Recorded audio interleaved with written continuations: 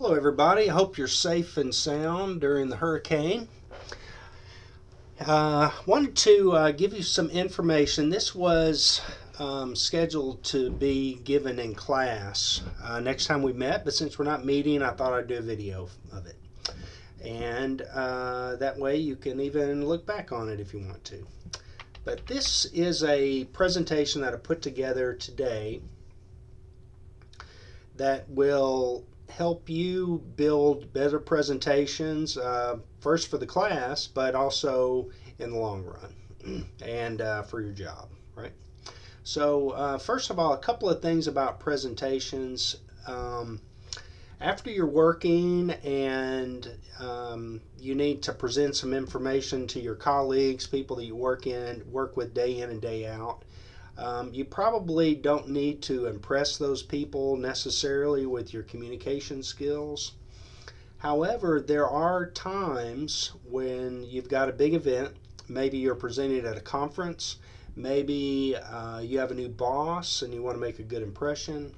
Maybe you're presenting to a customer and you need to communicate very well or look very professional. There are times when your presentations need to be over the top good. And that's what I want you to shoot for in the presentations that are going to be coming up in class starting next week, I believe. So these are some things that will, be guidelines that help you be as professional as you can. Okay. And these are just a bunch of things that I've seen repeatedly with past students, things that are easy to correct as long as you know um, that they're problems. Okay. First of all, keep your presentations very simple. The visual simples, this means using simple graphics, things that are easy to understand, things that a watcher can just look at your slides and almost instantaneously they know what you're trying to say. Um, okay. Also, make your visuals relate to your theme, make them relate from slide to slide as you're going through. Use bullets as often as you can. Uh, you don't necessarily need complete sentences in these presentations, right? They need to be short and sweet. Start all of your presentations with a blank or with like a cover slide about your project. Um,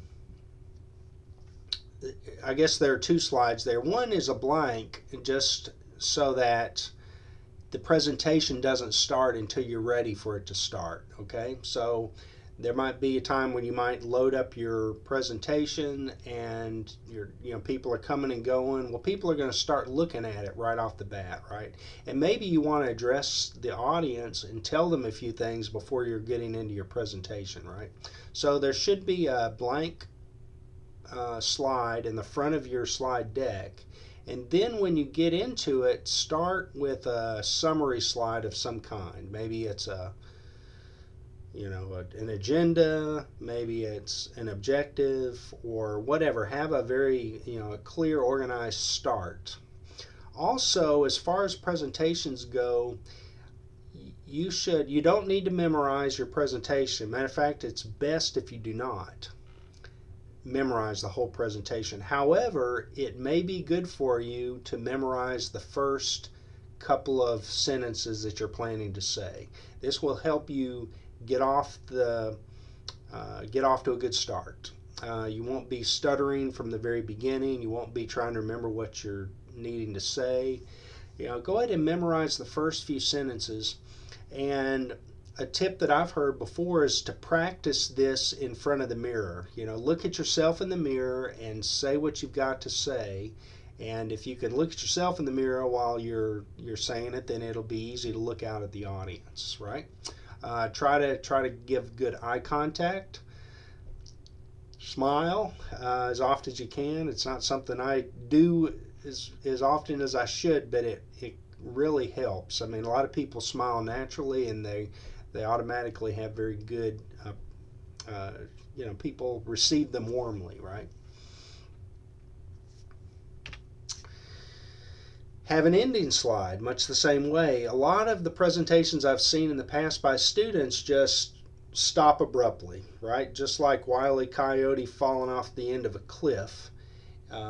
Their presentation, they just give us the meat, and then the last slide of meat is where they end, right?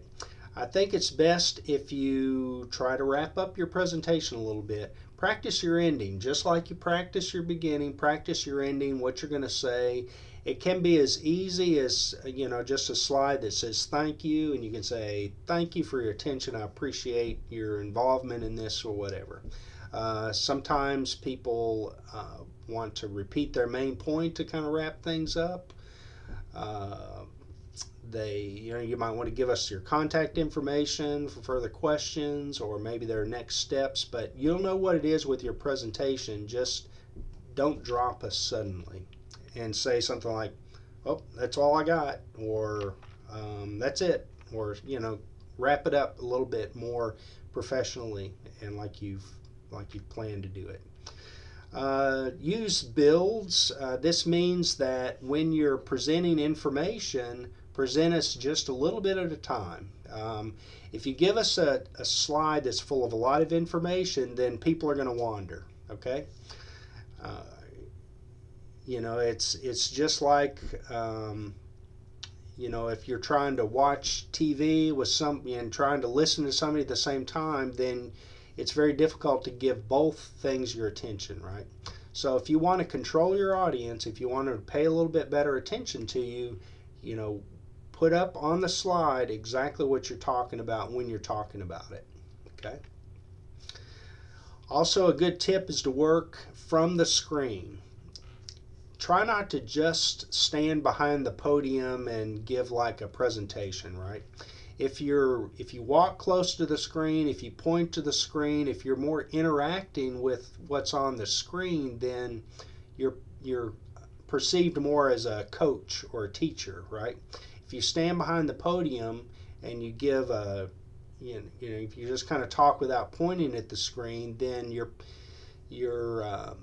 perceived as a little more elusive, less of a, it's less personal, right? It's more like the president giving a speech. He's more standoffish. So with these smaller conference rooms, a small group like we've got in the class, I want you to be more of a participant and less of a president. Okay. It's all about your toes. So have them painted up nicely for class. It's all about your toes because you need to point your toes to the audience. Just try to keep that in mind. If your toes are pointing to your audience, then naturally you'll be able to look out at the audience. Okay, the next few slides are all related, and I wanted to give you the process of what I usually go through when I'm building a good slide for presentation purposes, right? So let me just kind of walk you through it. Okay, so here's a start, right? There might be some material that I've cut and pasted out of a website somewhere, but maybe that's the topic that I want to do, okay? A lot of students, without me kind of giving you this overview, they'll put up a slide just like this, right? Overview, and then they'll say some words down underneath it, right? This is not a good slide. It's hard to read. It's kind of bland. There's a lot of extra words in there. So here's about how to go about cleaning it up. First of all, I'm going to cut that keep the visual simple, the start of the words in there, and I'm going to make that the title. Okay, so all of a sudden I'm drawing them to the attention of the main thing that I want to talk about on this slide. Okay. Next, I'm looking at the sentence below. Whenever possible, make the graphics simple, make them relate, and use bullet points. Okay, so to make that better, start taking out some of the contractions or the smaller words and put them in more bullet pointed, right? So here's the bullet list, right? Make the graphics simple, make them relate, and use bullet points. On the next slide, I even took out a few more words, and I centered the bullets underneath the title, all in the matter of making it look more visually appealing. Um, and next, I made the bullets a little bigger. Next, I thought this was kind of bland, so I did a little search. I went up, if you just go up to the heading, the design tab in PowerPoint, you can select a background, such as that. After I pulled in the background, it moved my words around, so I had to make them fit again. And then I came up with this, right? So here's a much better slide. It's got color, it's visually appealing, it's got very few words, and it's very simple, right?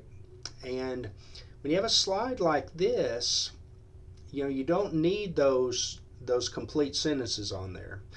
One, it's harder for your audience to read something long and get your point.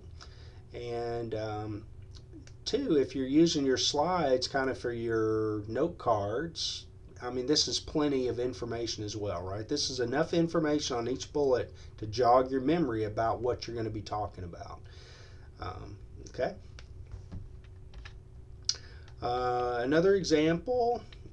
So here's a clip of a long sentence that is, it's hard, it's not a good presentation slide, right? But I can cut that sentence into smaller pieces and I can put pictures with it and make it much more appealing. And by doing something like this, your audience can get your message in much shorter amount of time, right? People will tire from looking at slides and trying to read your slides, right? It's better if you have a slide that really is short and sweet and to the point and backs up what you want to say. So here are some more specific things that I see, and these kind of things make your presentation look unprofessional. If you're trying to present to your customer or your new boss, these are the kind of things that can make you look lackadaisical, unprofessional, uneducated, those kind of things, right? And for the most part, they all go under the same theme of keeping things consistent, okay? So your bullets should all be the same, and that's not only on one page, but from page to page. You should find a format that you like, and you should be consistent. All of your fonts should be the same. All the sizes of the fonts should be the same. Now, I've got a larger heading here, but if I'm listing bullets and they're all related, they should all be the same font size and style, unless you're trying to really overemphasize one particular word in the text. Finally, keep the caps consistent.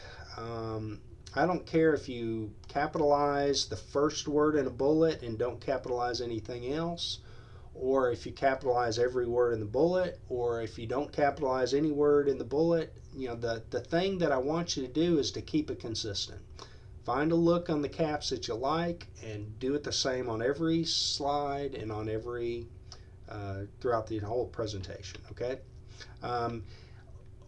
Overall, the whole presentation should look like it belongs together, right? It shouldn't look like you've cut and pasted from different presentations and pulled it all together, right? It should look like it's all designed to be together. And there's nothing more illustrative of that point than the cutting and pasting, right? A lot of people will cut and paste things onto their slides for the points, and they'll leave it at that. And that can look really unprofessional, right? What you want to do is rewrite everything that you would normally cut and paste, unless it's a picture or some kind of graphic or something that you want to keep, right? But if it's text and words and bullets and things like that, they should all be rewritten into your style of your presentation. Be sure to use a minimum number of words, okay? Up at the top in the box that says not, do not do something like write a full sentence like WMS provides a good way for managers to understand their business. It has key performance indicators, interfaces with material handling automation, upgrade possibilities, and it secures the company's data, right? It's much better to communicate with bullets, such as what's below. So WMS, with WMS, you understand your business, you monitor KPIs, you interface with material handling. There are upgrades that come along with it, and it's a very secure environment, right? You can talk to this slide. You may have 2 or 3 minutes of things that you want to say, right? You might want to talk about understanding your business a lot. You might want to talk about several KPIs that there are, right? But um, your slides should be more simple. Here are some lousy slides, some things that I just pulled off the internet today. This slide I don't like because it's got a bunch of words on it. It's hard to read. I mean, this is the kind of thing that would take any person 60 seconds to sit down and read. And if they're doing that, they're not listening to you. This slide is too bland. Jazz it up a little bit. I'm not real picky on what style you pick, but just pick something, right? Unless your presentation is about zebras, then this might be a pretty good theme to have, but most presentations are not. Okay. Don't misspell your words. If it's supposed to be capitalized like English, then capitalize it, and that just nothing that makes you look uneducated any faster than misspelled words in English. So that's something you want to really double check on. These styles don't match. It wouldn't bother a lot of people, but your artist in the room would not like this, right? You've got a slogan like "Let us be your hands and feet," but you show a cartoon hand and then you show a photograph of some feet, right? So if you're going to put two pictures up there and if they're about the same topic, select styles that are similar. Okay, either two photographs or two cartoon characters or something like that. And finally, good luck in your presentation, and remember always, simpler is better. Okay, thank you.